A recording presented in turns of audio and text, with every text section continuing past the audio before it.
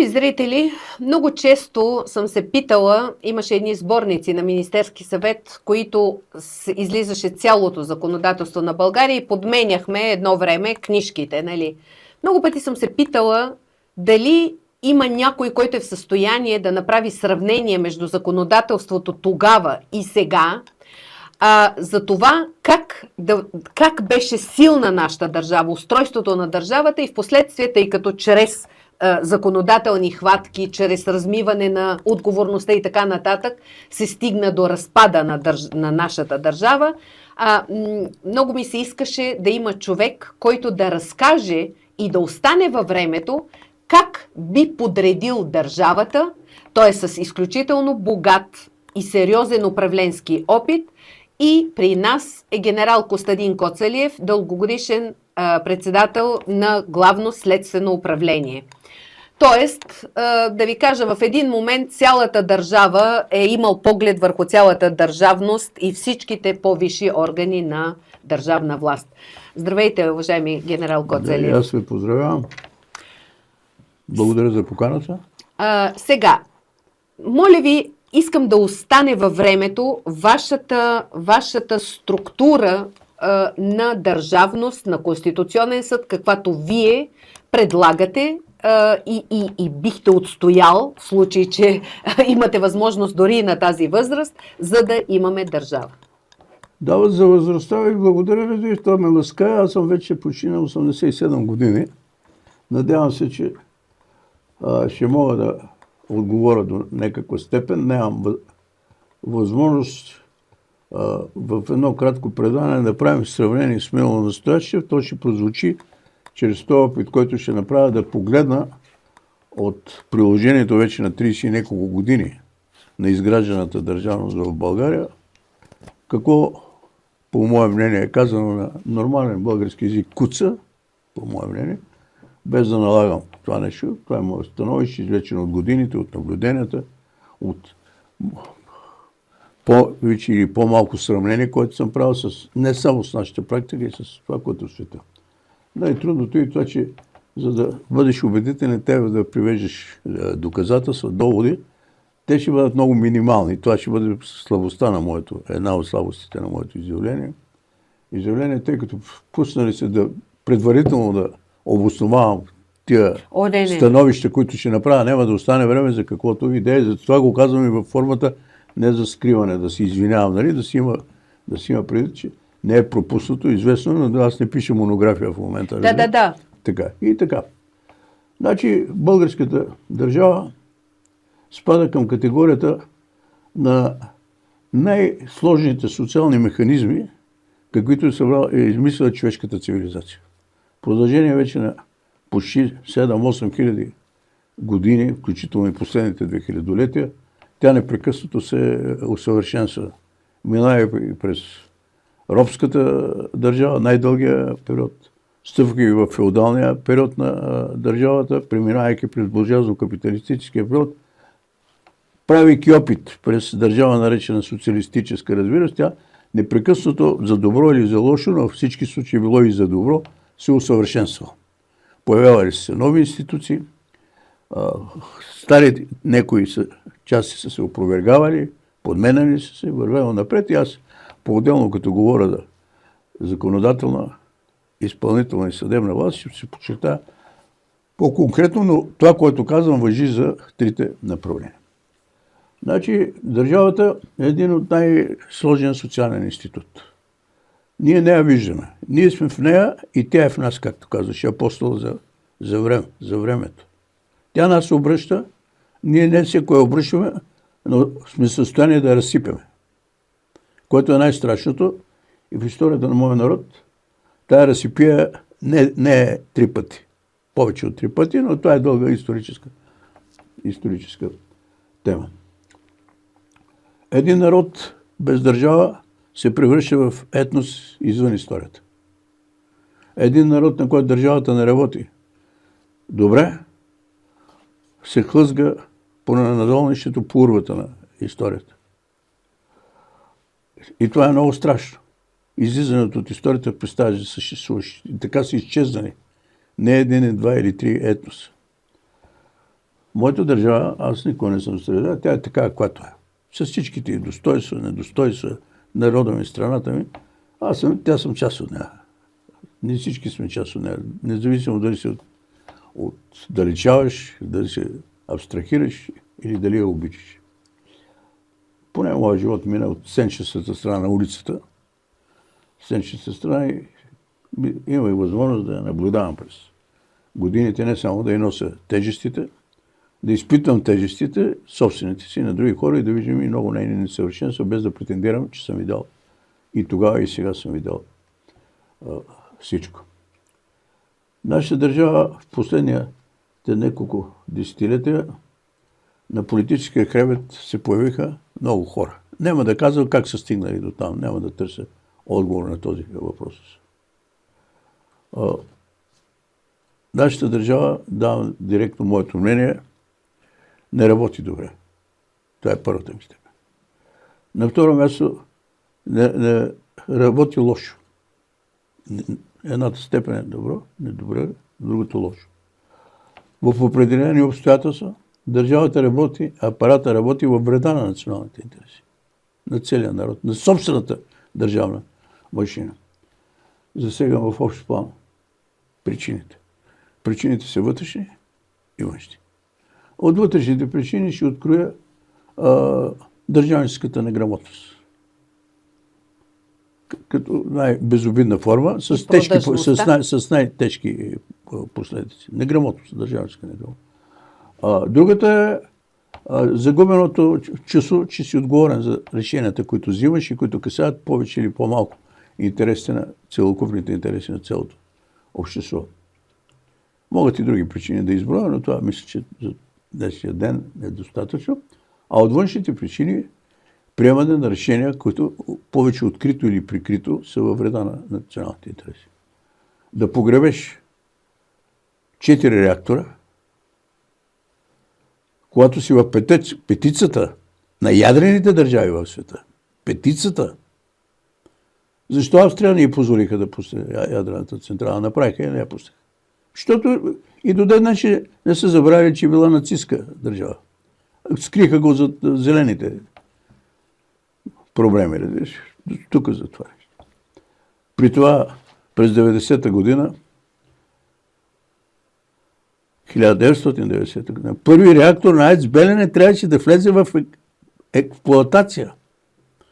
В 1989 година към месец август покойният инженер Иван Пехливанов беше в АЕЦ Белене, строежа с АЕЦ Белене, когато се върна, ние сме една група с него, Царство небесно, отиде написа една прекрасна книга, свидетел на историята, няма кой да я признаде за трети път, ако беше жив, щеше да я допълни.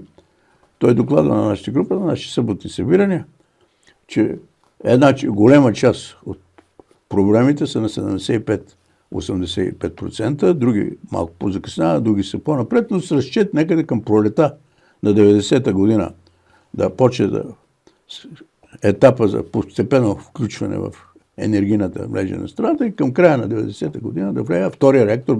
Те бяха купени, бяха доклад. И тук няма време да разказвам на каква ефтина цена бяха купени. Когато си замина представител на Росатом от България, постъпи в Кремлевската болница с кръвоизлив в очите. Я купихме на най-изгодна цена. Не сме крали нищо, не сме обирали Съветски съюз. Водеха се от моя покоен приятел, министъра на външната търговия, най-големия бакалин, както той се сърдеше, че някой му казва и бакалин, но беше най-големия бакалин на България. Търговец от първокласна. Как се казва? Христо Христов. Христо Христов. Да. Известен Христо.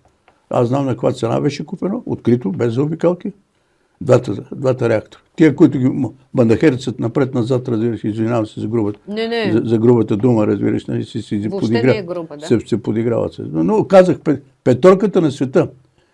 Има Америка, има Франция най-напред. Франция има най-много, над 58 реактора вътрешни. Повече от Съветския съюз, но Съветския съюз изнесе много навънка да строи. Англия, България, кой друг?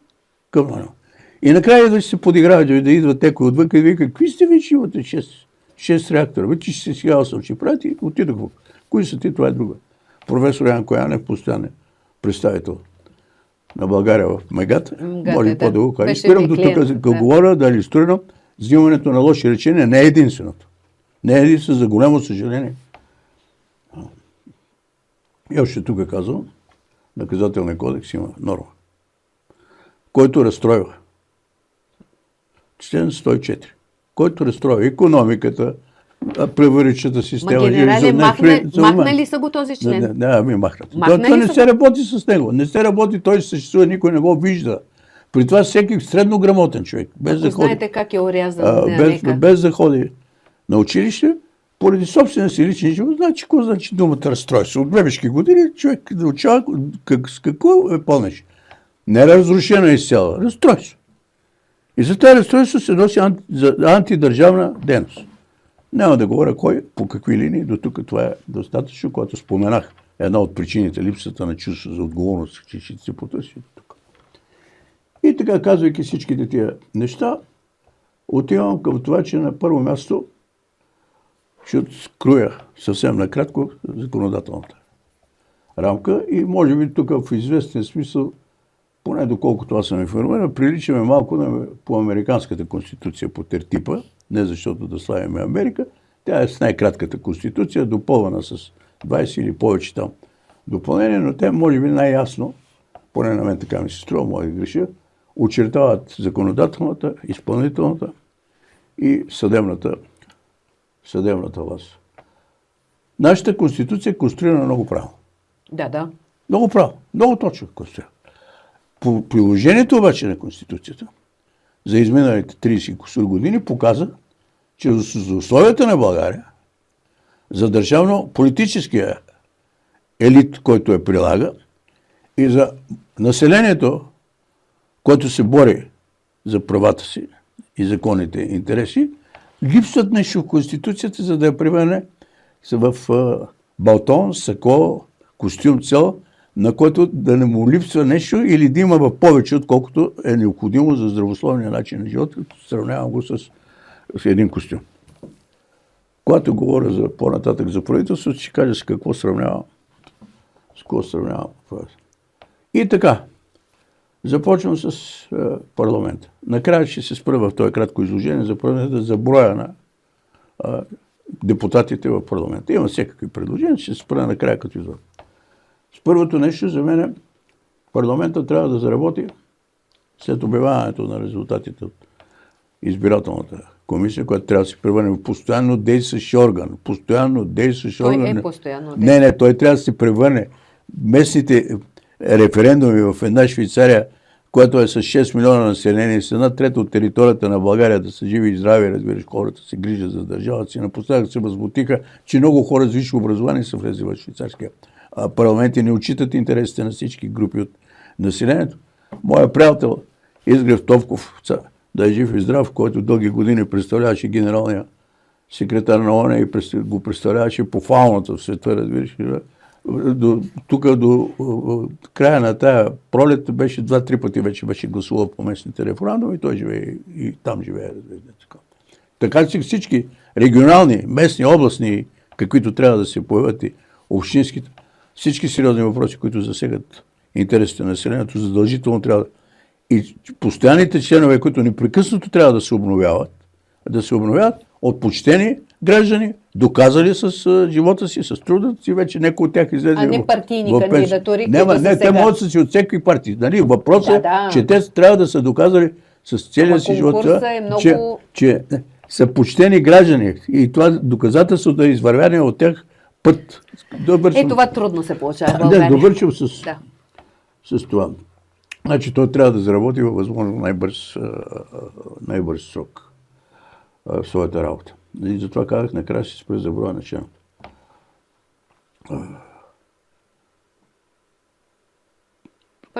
Парламента,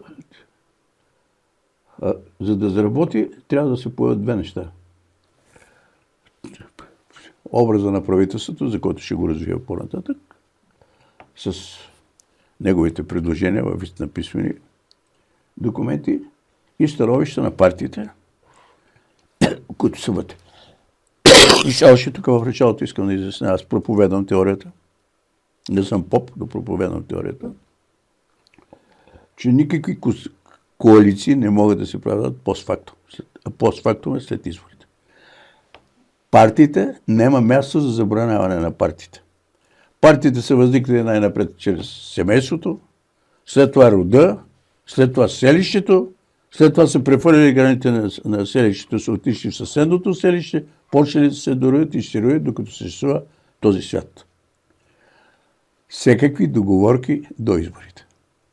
Как ще се договарят, с какво лого ще излизат, с какъв изглед, то си техна работа. Естествено се променя и броя на изисканите цифри. Не с 4%, трябва да се отиде с 8%. Или 6 поне. Когато се събират 2 или 3 партии, и всяка от тях претендира, че може да получи 4%, не е изнасилване на нещата да кажеш, че трябва да бъдат 8%. И когато ще говоря от тук насетне за парламента и за партиите, аз имам предвид, че говоря и партии, които се събрали, ще се появили като единен и правен политически субект. С последващи коалиции наистина изцяло се измества вота на хората. Така. Първата грижа, която трябва да има в парламента, е тия 240 човека, колкото са сега, 200 от тях да формират 40 комисии. Нито една комисия повече от 5 човека. Нема сфера на българския политически и държавен живот, която да остане необхваната от тези комисии. По 5 човека. Нито един повече. Включително за сигурност, за отбрана, за финанси. С какво се занимават комисиите? Комисиите се занимават с две неща. Основни.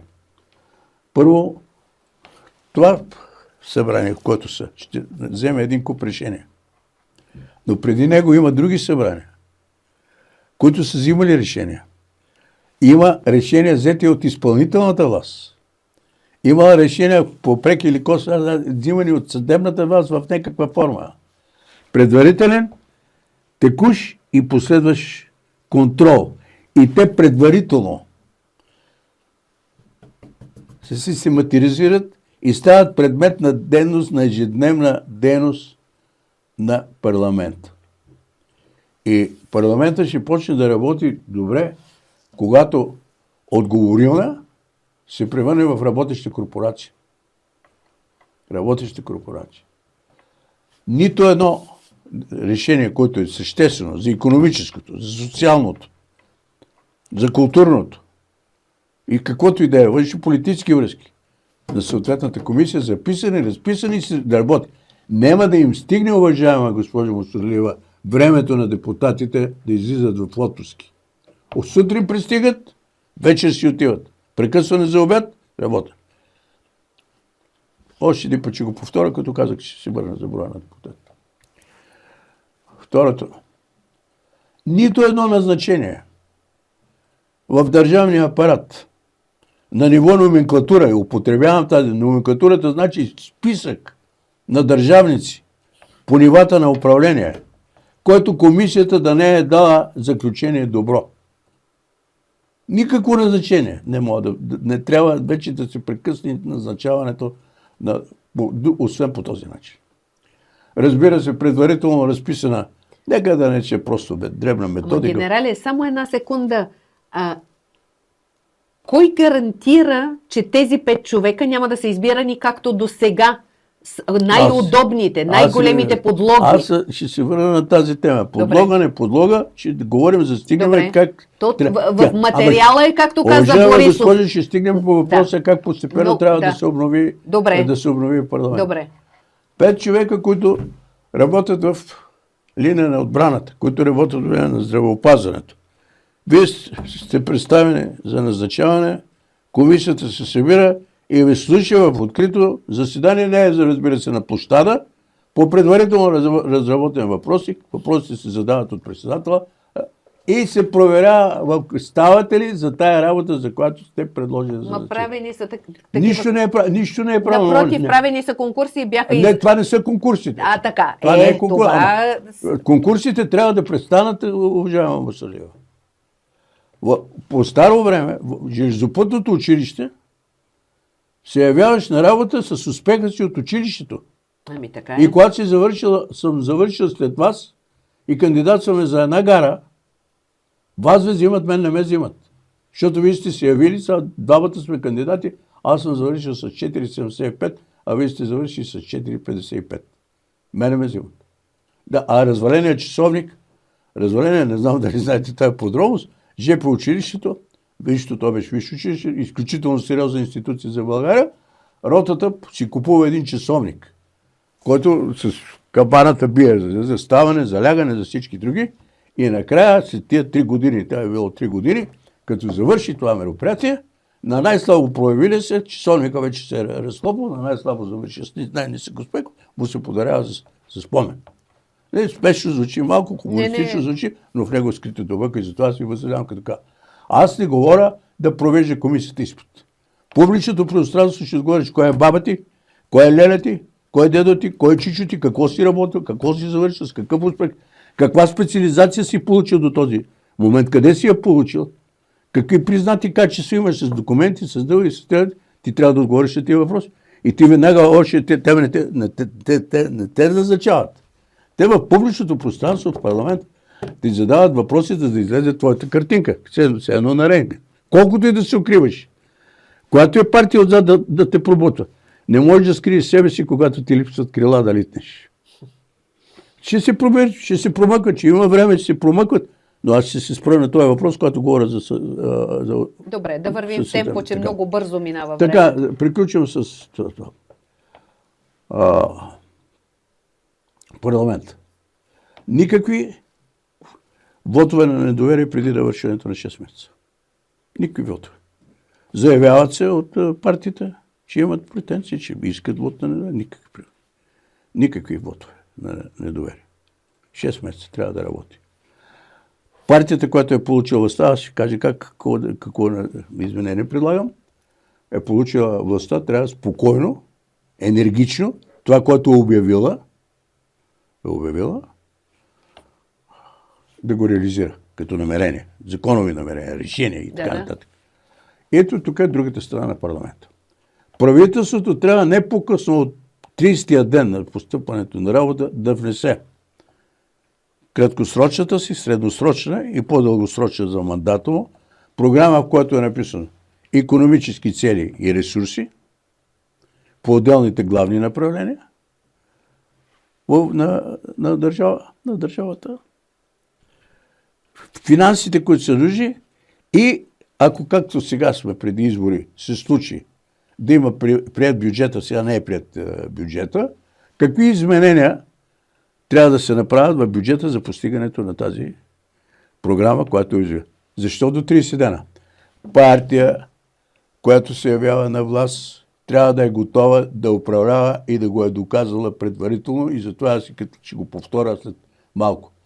Партиите трябва да се явяват с обявен кандидат за министър-председател, за министър на външните работи, министър на вътрешните работи, министър на отбраната и финанси. Да. Иванчо, Драганчо, Петканчо, с биографиите им с дяволи, отзад да си пишат останалите 235 депутати, както искат да си ги запишат всички кандидати за цел.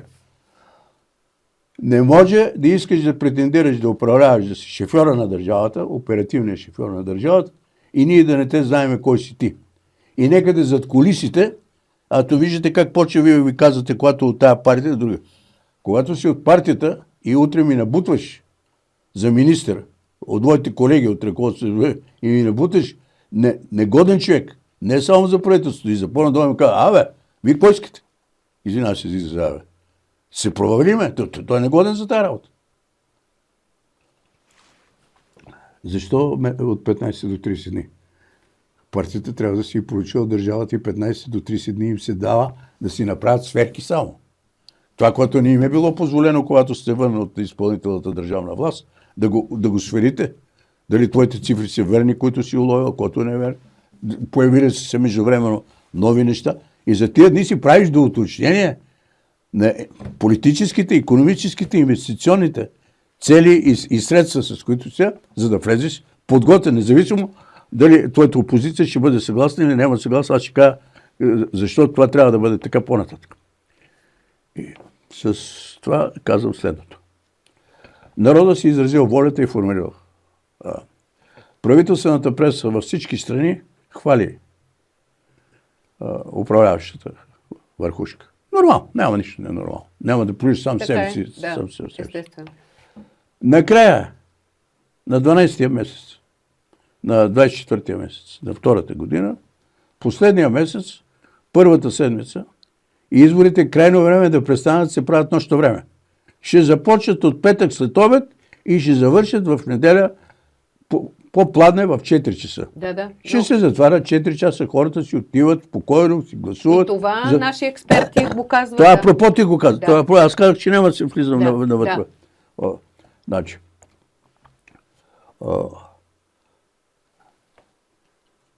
искаме да проверим народа как оценява твоята положителна дейност. На 24-тия месец, първата седмица, нацията е призована да гласува за 119 места. Не 120, половината, аз ще кажа защо 100. Добре. Защото парламента трябва да престане да остане да работи с 121 човека. Да. Не се закрива. Да. 119 човека, кой решава кои места да отидат? Партиите си решават. Да. Пропорционално партиите си решават С другите какво става? Пропорционално да излезат местата, да излезат за нови... С другите 120? Те остават докато тези избори си. Трябва, всичко става, война може да почне. Може да се случи някаква катастрофа. 120 остават, а с 121. 121. Другите са ликвидирани. Да. Мандат им приключва. Да. И аз казвам, кой решава да приключи мандат? Съответната партия. Да. Пропорционално на броя имаш 20 депутати в парламента, 10 вече ги няма. Кои от тях, от твоите 20, ти си решат партията да се кара с членовете си там. Дали, да бъдат това. И 119 депутатски места отиват на проверката на ДЕПРА. Дали самите, които са били... Никакви пречки няма да бъде записано много да отива. Дали самия това има дефекти, няма дефекти. И като цяло партията, която има властта в ръцете си, да провериме чрез избирател. И имам още едно допълнение. Ако 3 пъти с квалифицирано мнозинство опозицията в парламента, коалицирането да не го сметне, това трябва да бъдат около 81 човека от тия 120, е гласувал с квалифицирано мнозинство недоверие на правителството, от 24 се намалява на година и 6 месеца, за година и половина. Още по-рано. Значи това е тази партия, вие сте тая, аз съм тая, ние сме се събрали и 3 пъти, независимо от различията ни от други, гласуваме дружно недоверие на правителството. С квалифицирано мнозинство, тогава вече не са 24 месеца, а са 12 плюс 6, 18 месеца. На 18-тия месец се извършва тази процедура, която е. За тия места могат да претендират и нови партии, ако са се регистрирали през това. Могат да се правят нови коалиции от тия, които са вън. Това си тяхна работа. Явява се един субект, приключил е парламента. Минавам накратко не знам колко време говорих, му оставя колко. Имаме по този въпрос още 6-7 минути. Говорим за... Да. Това, първа част, нали? Да, по първата част. Това, което искам да кажа, който допълнително ще допълна, трябва да стане закон. В месеца един път задължително, който и да е депутат, от която и да е партия, един цял пълен работен ден лично приема в неговия избирателен район. Лично, никакви отсъствия, никакви асистенти, които го заместват. Лично. Що се касае за работа на асистентите, не да се уреждат свои хора, се уреждат действително работещи асистенти. И има такава практика на разни места. Когато човека, вие, аз, нашия оператор тук се оплакал, понека е споделил и иска помощ от депутата от избирателния район, отговора не се пише от депутата. Асистента си изяснява отговора с неговия депутат и в отговор на писмото пише: по вашия въпрос поставен, господин Христо Иванов ви отговаря следното. Има пише. Подписа си, кой си ти асистент, кой си ти официално писмо. Между другото, аз имам един пример от Федерална република Германия, когато отделните партии се явяват на големи паркове, да кажем, има много сцени сцена за концерт, за нещо друго и парка има на 6, на 7, 8 места и некъде е най-големото, но колкото и да е големо, не могат да съберат всички интересуващи си или симпатизанти и се разстреляват на 4-5 места. Той, който е кандидат, е само на едно място. На едно място го говори. Едновременно през това то се ретланслира на телевизионния екран за всички останали. Да. Но в един момент представянето завършва, кандидата за канцлер или за депутат остава там на трибуната си, нареално, и той лично отговаря. На другите места отговарят неговите асистенти, казват. Примерно, какво да правим с нашите имоти в Полша, питат те какви германци има. Това аз говоря за реален случай.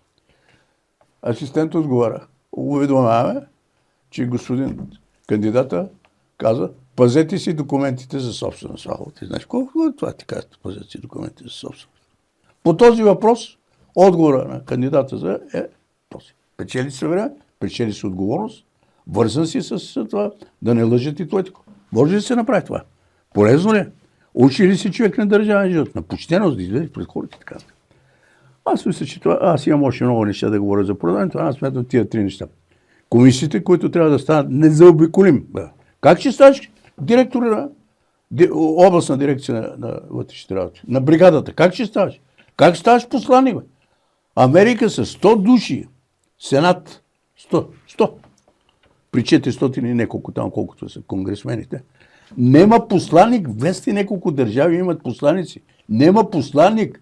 Там също има партии. Представя вътре в тази комисия са от републиканската, от друга има някой независим. Тази комисия те разпъва, докато каже на президента. Да, той президента ги предложи. Да, не възразяваме. Да замине.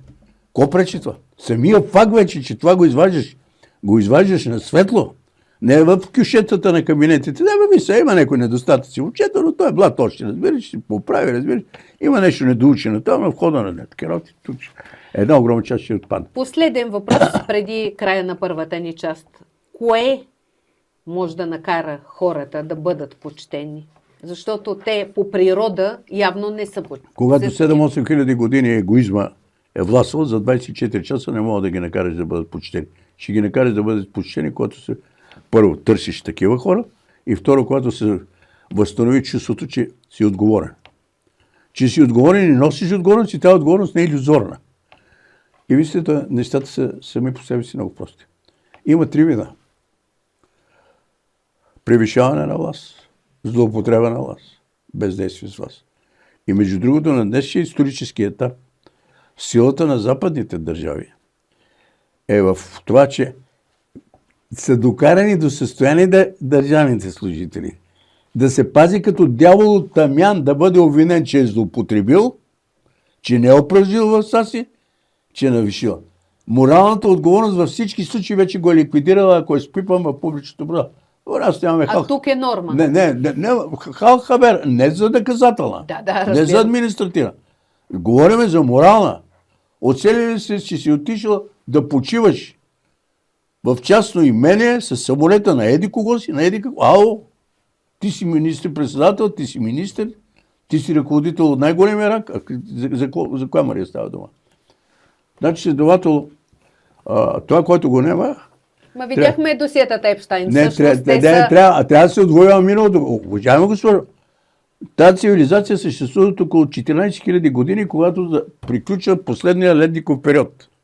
Некъде към 7-то хилядолетие се появява това, което днес се нарича България. Той е там, е закопан във Варна, Варненския акропол. Аз си пуснах и на вас, мисля и на няколко. Пуснах и невероятен филм на руски език. Там има само една грешка, че сме били някаква мелес от славяни, тюрки и тракийски. Не, това не сте го видели ви още, което е. Вижте го, никой не е прославил България така, както това, което е.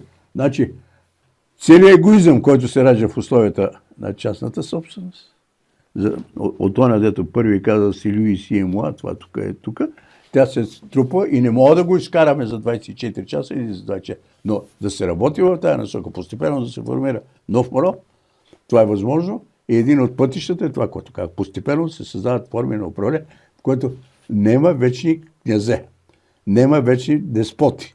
Защото с тия вечни деспоти втората българска държава отиде по дяволите. бившия деспот на Ловеч Йоан Александър съсипа България и писали книжка за залезът на Второто българско царство, някой не пише. Абе, залеза е романтична дума, тъжена, не е разгрома. Генерале, трябва да сложим точка на първа част. Сега, преминаваме. Секунда. Скъпи зрители, с това започнаха уроците по държавност на генерал Костадин Коцалиев. Моля ви, бъдете с нас, мислете върху това, което той казва. Няма възможност в тези 20, 30 или 40 минути повече, но той дава схемата, маркира проблемите. Ще продължим във втора част след кратко време. Моля ви да виждате отдолу под нашето видео възможностите, как да ни пишете, как да ставате наши абонати. Има банкова сметка, има Revolut, има Patreon, където можете също да станете наши абонати. Там качваме уникални видеа. Най-вероятно, най-вкусното от генерала ще бъде заключено там. Благодаря ви. Да бъдем заедно във втора част с уроците по държавност с генерал Костадин Коцалиев. Благодаря. Ползвам възможността да призова в нашето предаване да помогна на първите си клиенти от 1992 година като адвокат, хора, които изпаднаха в много тежко бедствено положение като пенсионери с 100% инвалидност, които събраха пари за апартамента си, за ремонт на апартамента си, защото няма кой да им помогне, няма социални грижи и държава за тях. И майсторите избягаха с събраната сума. Нито имат вода, нито имат ток. Ще ви моля да се свържете на посочения имейл адрес на нашето студио, за да дам координати и да се свържете с тях. Действително са в много тежко положение. Благодаря ви.